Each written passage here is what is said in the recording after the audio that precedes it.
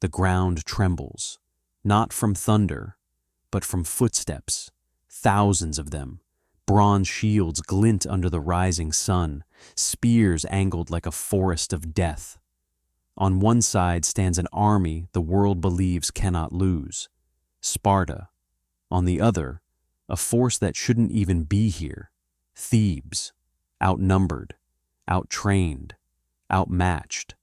And yet, by the end of this day, everything you thought you knew about war will be wrong, because what happens next doesn't just defeat Sparta, it breaks them. For centuries, Sparta wasn't just powerful, it was untouchable. From the moment Spartan boys could walk, they were shaped into weapons. No softness, no weakness, just discipline, pain, and war. By adulthood, a Spartan soldier wasn't just trained, he was engineered. And on the battlefield, they were a machine. Shields locked, spears forward, no gaps, no fear. Cities didn't fight Sparta, they survived them. So how do you beat an army that has never learned how to lose? The answer begins with a man most people wouldn't bet on. His name is Epaminondas. Not a king, not a legend, not even particularly famous, yet. But he sees something others don't, a flaw, not in Spartan strength, but in their certainty, because Sparta fights the same way every time, predictable, rigid, unchanging. And Epaminondas, he's about to do something no Greek commander has ever dared to try. He's going to break the rules of war on purpose. The year is 371 BC. Tension has been building for years. Sparta has dominated Greece for too long, crushing rivals, enforcing its will, humiliating cities that dared resist. Thebes has had enough. So when diplomacy collapses, both sides know what comes next. War. They meet near a quiet place called Leuctra, a flat plain, open ground, perfect for a traditional battle, perfect for Sparta. King Cleombrotus leads the Spartan army himself, elite warriors at his side, allies filling the ranks, nearly 10,000 men. Across the field, fewer Thebans, less experienced, but something about them feels different, because hidden within their lines is a weapon Sparta has never faced before. Among the Thebans stands an elite unit, 300 warriors, not just soldiers, partners, bound by loyalty stronger than fear. They train together, fight together, die together. They are called the Sacred Band, and today they're placed somewhere unexpected, not in the center, not spread evenly, but stacked, deep on one side, unnaturally deep, 50 ranks deep. It looks wrong. It is wrong, at least by every rule of Greek warfare. And that mistake is exactly what's going to change everything. Across the field, the Spartans prepare the way they always have. Strongest soldiers on the right, lines stretched evenly, balance, order, tradition. They glance at the Theban formation and see weakness, a thinner line, uneven depth. To a Spartan commander, this is already over. They've fought battles like this 100 times, and they've won them all. But this isn't one of those battles. Epaminondas gives the order, but it's not a normal advance. The Theban line doesn't move forward together. Instead, one side surges ahead, hard and fast. The left wing, where the Sacred Band stands, where the formation is deepest, where Epaminondas himself leads. The rest of the army, they hold back, refusing to fully engage. It's strange, risky, almost reckless, because Epaminondas is gambling everything on a single strike. The distance closes, shields slam, spears shatter. The sound is deafening, but something is off. The Theban left doesn't just meet the Spartan right. It crashes into it like a hammer. 50 ranks driving forward, relentless, focused, crushing.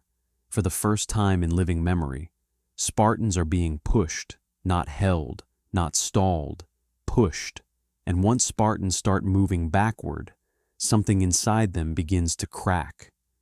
King Cleombrotus is right there in the chaos, at the point of impact, trying to rally his men, trying to hold the line, but the pressure is overwhelming.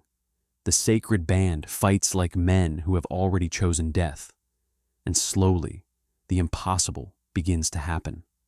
The Spartan right wing bends, then buckles, and in the middle of the chaos, the king falls.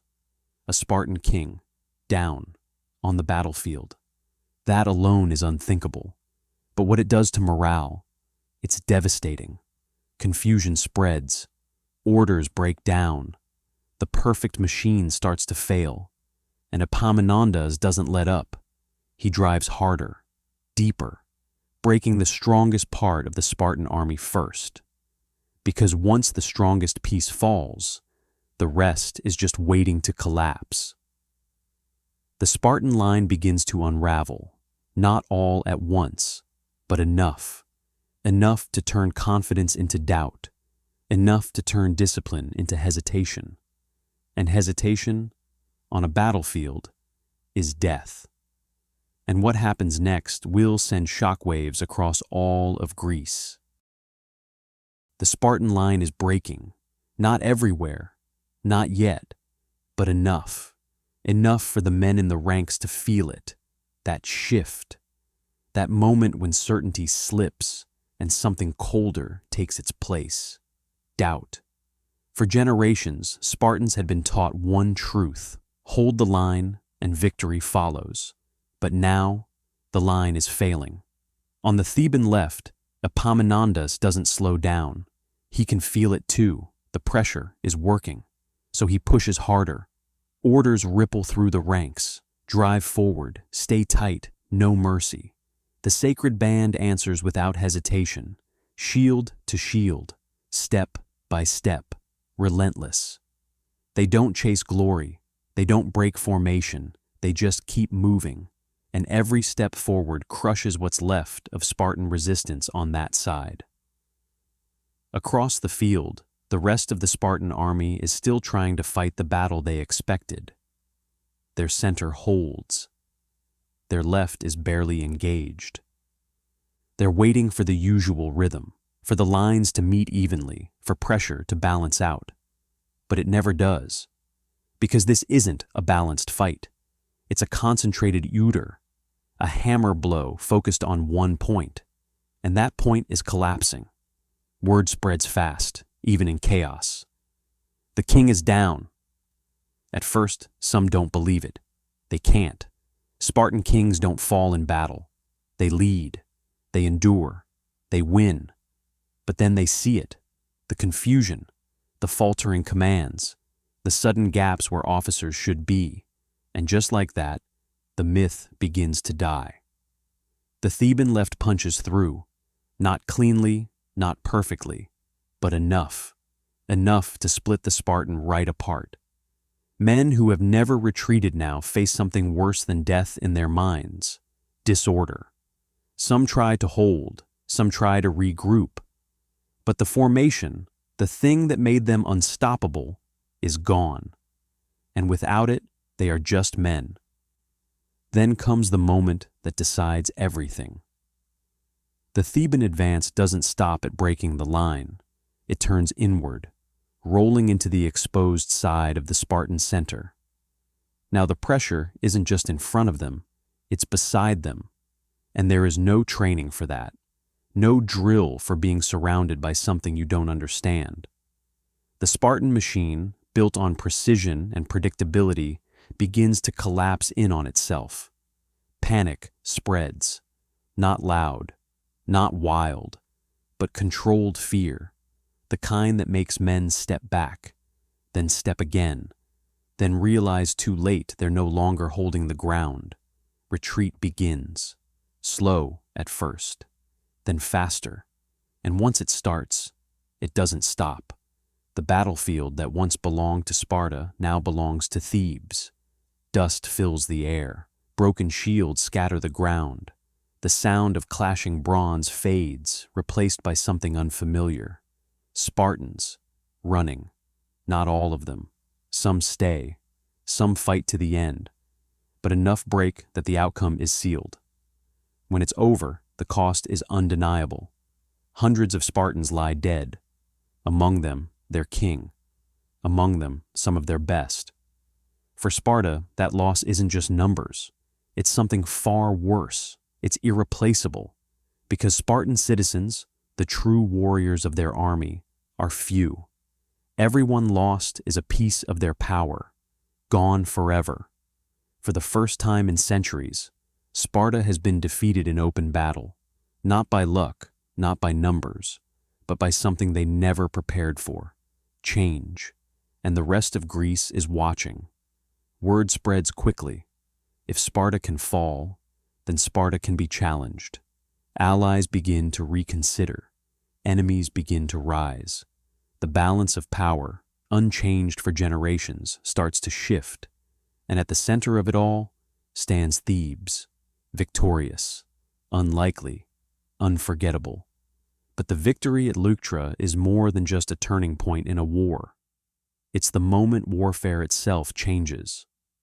Because Epaminondas didn't just win a battle. He rewrote how battles are fought. Concentration over symmetry, innovation over tradition, thinking over certainty, ideas that will echo for centuries, long after the dust of Leuctra has settled. And Sparta? It doesn't vanish overnight, but it is never the same. The aura is gone. The invincibility, broken. From this moment on, Sparta is no longer the power everyone fears, but the power everyone knows can bleed.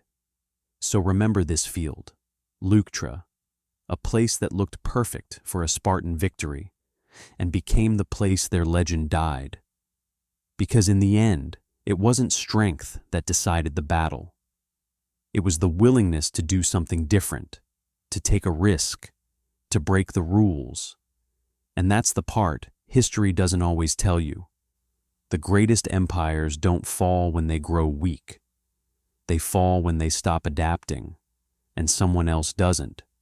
If you want more stories like this, where the underdog rewrites history, make sure you stick around. Because some of the greatest battles ever fought were never supposed to be won.